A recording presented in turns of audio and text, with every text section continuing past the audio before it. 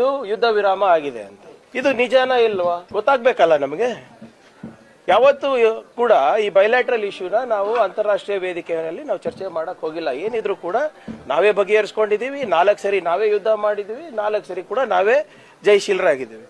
ಈಗ Donald Trump ಅವರು ಪದೇ ಪದೇ ನಿನ್ನೆಗೂ ಕೂಡ ಮೋದಿ ಅವರು ಮಾತಾಡೋದಕ್ಕಿಂತ ಮುಂಚೆ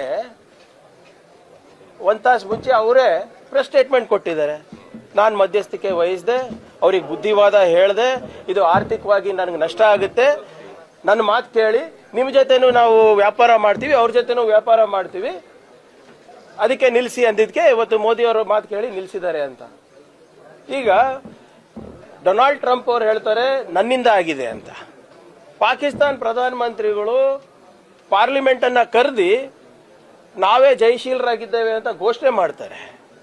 ನಮ್ಮ ಪ್ರಧಾನಮಂತ್ರಿ ರಾತ್ರಿ 8 ಗಂಟೆಗೆ ಬಂದು ಮನ್ ಕಿ ಬಾತ್ ಹೇಳ್ತಾರೆ. ನಾವು ಏನಕ್ಕೆ ನಂಬಬೇಕು?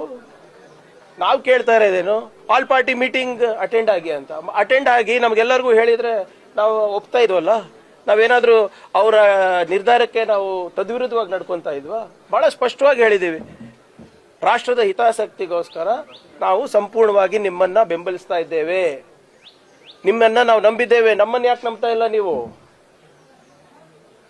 ಪಾರ್ಲಿಮೆಂಟ್ ಕರೀರಿ. ಪಾಕಿಸ್ತಾನದವ್ರು ಕರೆದ್ಬಿಟ್ಟು ಜಯಬೇರಿ ಆಗಿದ್ದಾರೆ ಅಂತ ಹೇಳ್ಕೊಂತ ಇದಾರೆ. ನೀವು ಅದಕ್ಕೆ ಕೌಂಟರ್ ಮಾಡಬಾರ್ದಾ? ಏನಾಗ್ತಾ ಇದೆ ಅಂತ ಬೇರೆ ನಿಮ್ಮ ಆಪೋಸಿಷನ್ ಪಾರ್ಟೀಸಿಗೆ ತಿಳಿಸಬಾರ್ದಾ? ಜನರಿಗೆ ತಿಳಿಸಬಾರ್ದಾ?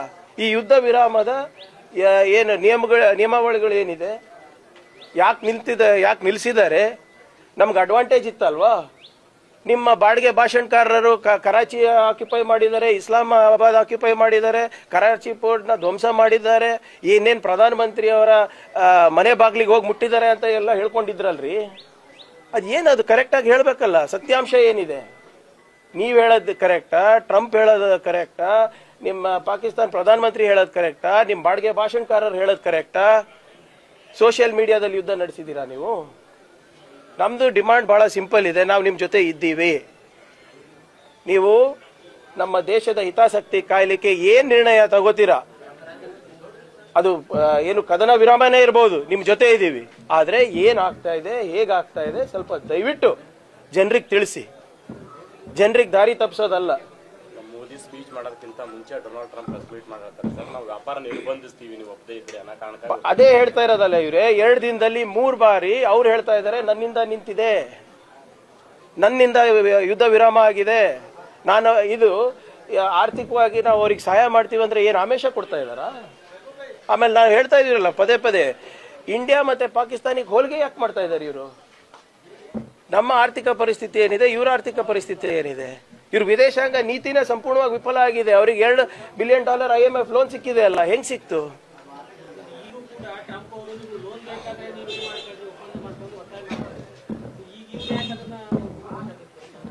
ಅವರಿಗೆ ಅದೇ ಕೇಳಕ್ಕೆ ತಾನೇ ಹೇಳ್ತಾ ಇರೋದು ಪಾರ್ಲಿಮೆಂಟಿಗೆ ಬನ್ನಿ ಅಂತ. ಆಲ್ ಪಾರ್ಟಿ ಮೀಟಿಂಗು ಅಟೆಂಡ್ ಆಗಲ್ಲ, ಪಾರ್ಲಿಮೆಂಟ್ ಅಲ್ಲೂ ಮಾತಾಡಲ್ಲ, ಪಾರ್ಲಿಮೆಂಟ್ ಕರೆಯೋದ್ರು ಕರೆಯೋದಿಲ್ಲ. ಮತ್ತೆ ಇವತ್ತು ಏನು ಬೈಲ್ಯಾಟ್ರಲ್ ಇಶ್ಯೂನ ಇವತ್ತು ಇಂಟರ್ನ್ಯಾಷನಲ್ ಇಶ್ಯೂ ಮಾಡಿಬಿಟ್ಟಿದ್ದೀರಿ. ಯಾವುದು ಸರ್? ಪಾರ್ಲಿಮೆಂಟ್ ಎದುರಿಸೋದು ಬಿಟ್ಬಿಡಿ, ಒಂದು ಪ್ರೆಸ್ ಮೀಟ್ ಎದುರಿಸ್ಲಿ ಸಾಕು. 11 ವರ್ಷದಲ್ಲಿ ಒಬ್ಬ ಪ್ರಧಾನಮಂತ್ರಿ ಆಗಿ ಒಂದು ಪ್ರೆಸ್ ಮೀಟ್ ಮಾಡೋದು ಸಾಮರ್ಥ್ಯ ಇಲ್ಲ. ಚಪ್ಪನ್ ನಿಂಚ್ಕಾಸಿನ ಬರೇ ಕೆಂಪುಕೋಟೆ ಮೇಲೆ ಭಾಷಣದಲ್ಲಿ, ಮನ್ ಕಿ ಬಾತ್ ನಲ್ಲಿ, ನಿಮ್ಮ ಮಾಧ್ಯಮದಲ್ಲಿ. ಫರ್ಗೆಟ್, ಬಹಳ ಸ್ಪಷ್ಟವಾಗಿ ಹೇಳ್ತಾ ಇದ್ದೀನಿ, forget addressing the parliament, let the prime minister address a press conference first. ಏನು ಆಗ್ಬೇಕಿತ್ತು ಅಂತೀರಿ ಸರ್ ಈ ವಿಚಾರದಲ್ಲಿ? ಅದೇ ಕೇಳಕ್ಕೆ ಅವ್ರು ಹೇಳ್ಬೇಕು, ನಾನಾ ಪ್ರಧಾನಮಂತ್ರಿ? ನಾವಂತೂ ಹೇಳಿದೀವಲ್ಲ ಇವ್ರೆ, ನೀವು ಯುದ್ಧಕ್ಕೆ ಹೋದ್ರು ರೆಡಿ.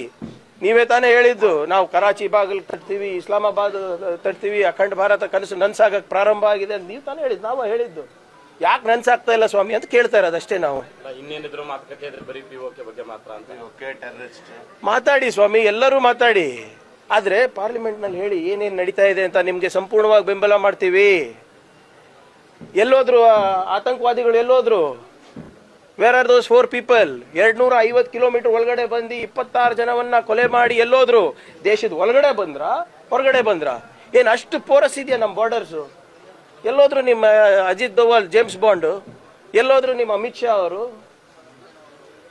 ಅದ್ರ ಬಗ್ಗೆ ಯಾರಾದ್ರೂ ಕೇಳ್ತಾ ಇದಾರ ಸರ್? ಆ 4 ಜನ ಎಲ್ಲೋದ್ರು? ಏನ್ ಇಲ್ಲಿ ಕರ್ನಾಟಕಕ್ಕೆ ಬಂದ್ರ, ತೆಲಂಗಾಣಗೆ ಹೋದ್ರ, ಬಾಂಗ್ಲಾದೇಶಿಗೆ ಹೋದ್ರ, ಚೈನಾಗೆ ಹೋದ್ರ, ವಾಪಸ್ ಪಾಕಿಸ್ತಾನಿಗೆ ಹೋದ್ರ? ಅಂದ್ರೆ ಇಫ್ ಟೆರರಿಸ್ಟ್ ಆರಾಮಾಗಿ ಬರ್ತಾರೆ, ಆರಾಮಾಗಿ ಹೋಗ್ತಾರೆ ಅಂದ್ರೆ it speaks volumes on the governance and administration of the Modi government. ಈ ವಿಚಾರದಲ್ಲಿ ಏನಾದ್ರು ಮುಚ್ಚಿಡ್ತಾ ಇದಾರ ಅಂತ ನಿಮ್ಗೆ ಅನ್ಸುತ್ತಾ? ಈಗ ನನ್ಕಿಂತ ಜಾಸ್ತಿ ಮಾಧ್ಯಮದವ್ರಿಗೆ ಗೊತ್ತು. ಪುಲ್ವಾಮಾನಲ್ಲಿ ಏನಾಯ್ತು ನಿಮ್ಗೆ ಗೊತ್ತಾಗಿದೇನ್ರಿ? ನಿಮ್ಗೆ ಗೊತ್ತಾಗಿದ್ಯಾ? ಎಷ್ಟು ವರ್ಷ ಆಯ್ತು? 5-6 ವರ್ಷ ಆಯ್ತು. ನೀವು ಮಾಧ್ಯಮ ಸ್ನೇಹಿತರು ಯಾರಾದ್ರೂ ಒಬ್ರಾನ ನನಗೆ ಕರೆಕ್ಟ್ ಮಾಹಿತಿ ಕೊಟ್ಬಿಡಿ ಪುಲ್ವಾಮಾ ಬಗ್ಗೆ. ಇದಂತೂ ಬಿಡಿ, ಪಹಲ್ಗಾಮ್ ಅಂತೂ 15 ದಿನ 20 ದಿನ ಆಯ್ತು. ಪುಲ್ವಾಮಾ ಬಗ್ಗೆ ನನಗೆ ಮಾಹಿತಿ ಕೊಟ್ಬಿಡಿ. ಸೊ ಮುಚ್ಚಿಡ್ತಾ ಇದಾರೆ ಅಂದ್ರೆ ಅವರ ಕಾರ್ಯವೈಖರ್ಯವನ್ನ ಮುಚ್ಚಾಕ್ಲಿಕ್ಕೆ ಪ್ರಯತ್ನ ಮಾಡ್ತಾ ಇರೋದು ಇದು. ಮೋದಿ ಅವರ ಏನು ಚೆಸ್ಟ್ ಥಂಪಿಂಗ್ ಇದೆ ಅಥವಾ ಅವ್ರದೇ ಅವ್ರ ಬೆಂಚಪ್ಪರ್ಸ್ಕೋತಾ ಇದಾರಲ್ಲ, ಬರೀ ಸೋಷಿಯಲ್ ಮೀಡಿಯಾಕ್ಕೆ ಸೀಮಿತ. ಒಂದು ಪ್ರೆಸ್ ಕಾನ್ಫರೆನ್ಸ್ ಎದುರು ಸಹ ಧೈರ್ಯ ಇಲ್ಲ, ಪಾರ್ಲಿಮೆಂಟ್ ನಲ್ಲಿ ಉತ್ತರ ಕೂಡ ಧೈರ್ಯ ಇಲ್ಲ. ಬರೇ ಮನ್ ಕಿ ಬಾತ್, ಮೋನೋಲಾಗ್ಸ್ ಅಷ್ಟೇ. Thank you.